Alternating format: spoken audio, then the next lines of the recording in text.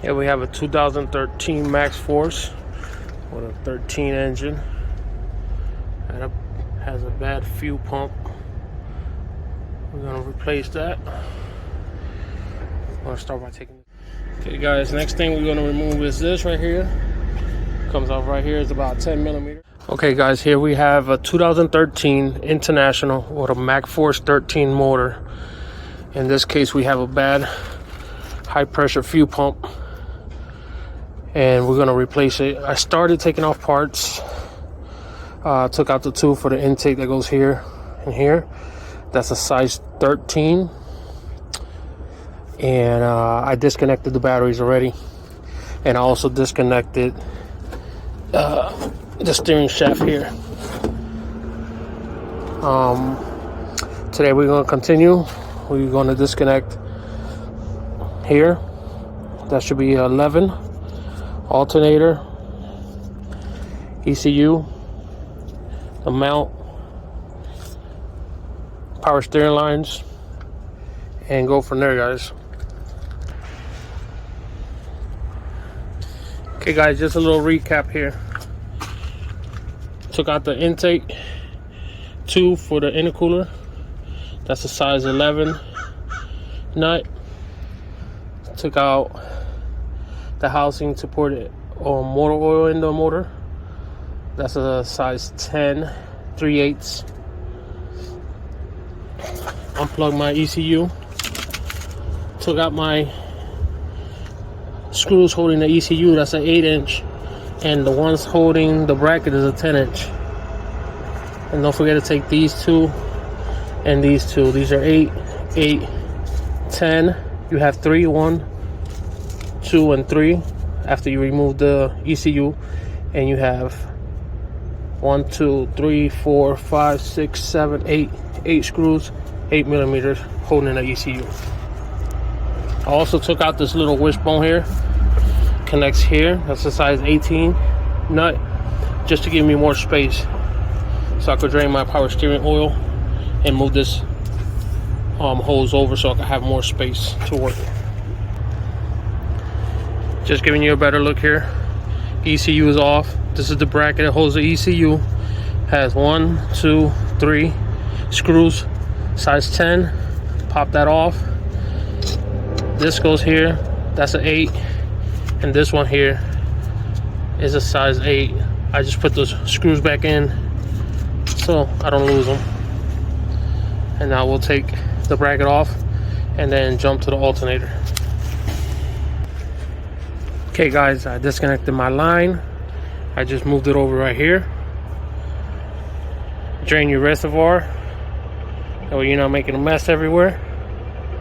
Once this is done draining, I'll take this out and we'll start working on the alternator. It's 4 bolts, size 15, and I'll up you. We should be almost there. Okay, guys, took out my cables. This is the positive for the alternator. It's my negative. I just went ahead and cover it up just to make sure it don't touch anything. Make sure your batteries are disconnected. We're going to take out the serpentine belt, and you need a size 15 socket and turn it clockwise so it should be down. Okay, guys, alternator's out. Now you have 1, 2, 3, and 1 underneath over here. It's 4. That's what's holding your actual housing and holding your fuel pump. Now there's 2 screws underneath the fuel pump that you have to get out. I already took those out. I didn't record for the sake that it's been raining and snowing, so it was kind of muddy. Now I also put zip tie on my negative. I went and got a zip tie to plug up my ECU, just trying to clear away, and then I always do a visual just to make sure I connect everything back up.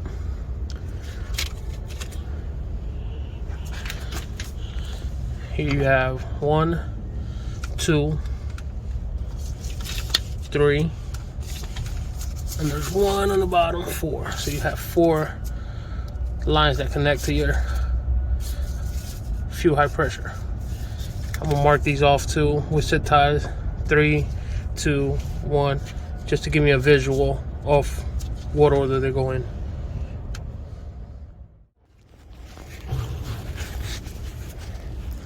Okay guys, so just so you see, 1, 2, 3, and there's one underneath this one, which is your 4th line. So I put 3 zip ties, 2, 1, and the one underneath I'm gonna leave without no zip ties.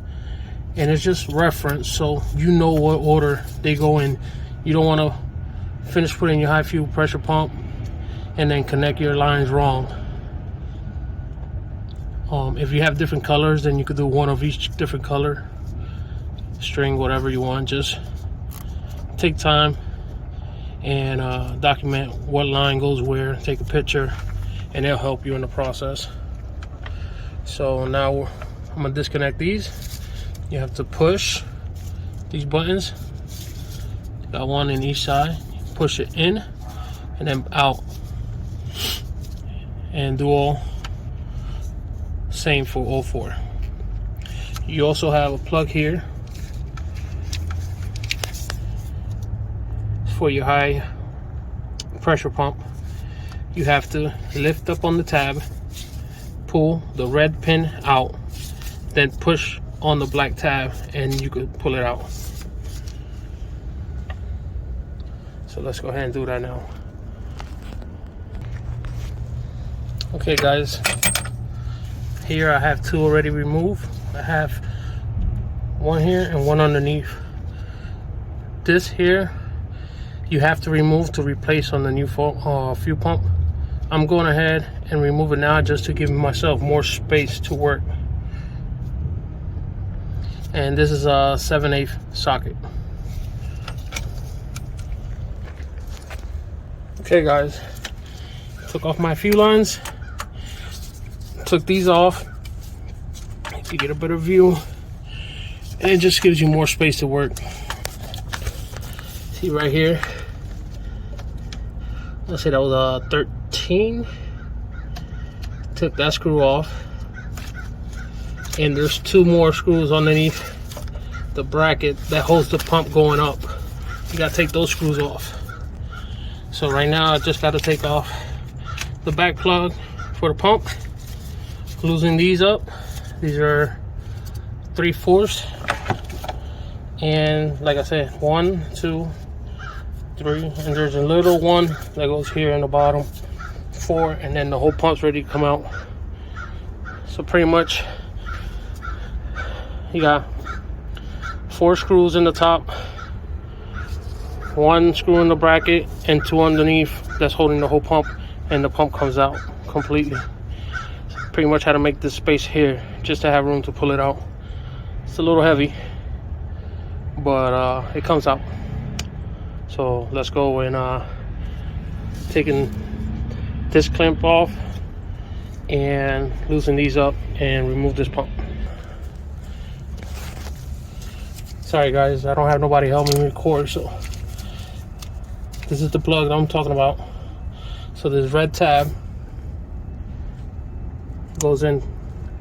You have to lift the black tab up, push the red tab back, and once it's back, push in the black button, and then it will come right out. Okay guys, this is where we are right now. Everything's disconnected, lines are disconnected, actual housing is loose. It's just a matter of lifting it up, breaking the silicone connection in the back, and it's removed. I'm gonna take advantage of everything is off, and I'm gonna check my filters. Recommend you change your filters anytime you do anything with the fuel pump. I just did those, so I'm gonna just check them, make sure there's no garbage or anything that needs addressing there. Okay guys, pump out. I clean all the silicone. I just put a rag in there so no dirt or debris gets in there, and that's pretty much it. And I'll show you the pump and show you how to take out the housing and get it ready for the new high pressure fuel pump in part 2. I'm gonna go ahead and remove my fuel filters and get that cleaned up. That's a 36mm socket.